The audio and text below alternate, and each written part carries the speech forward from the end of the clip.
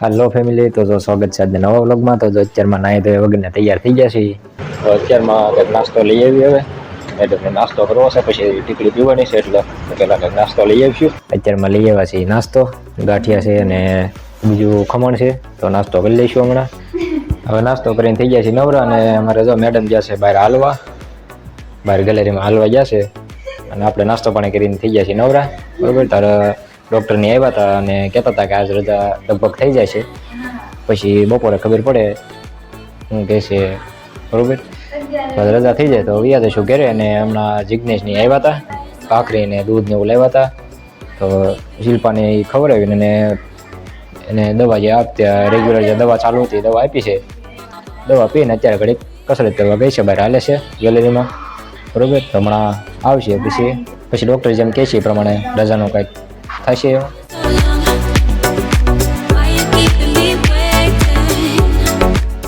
અમારા મેડમ અત્યારમાં morning walk કરે છે. અમારા બાવના નાનીમાં આવી ગયા છે.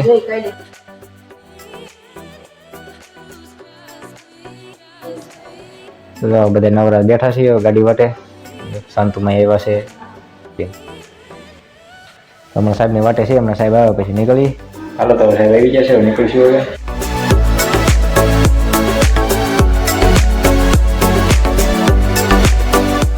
નીકળી ગયા છીએ.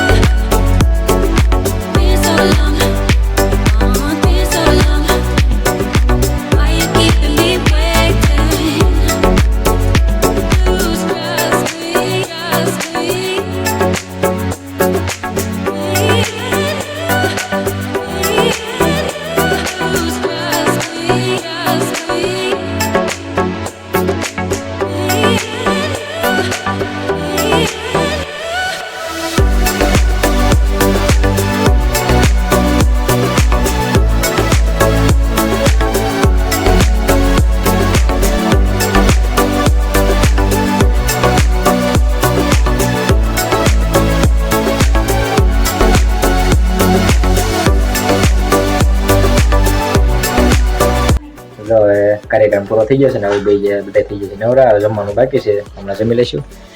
મેડમને જમવાનું ચાલુ છે. બાવલા હોતું છે.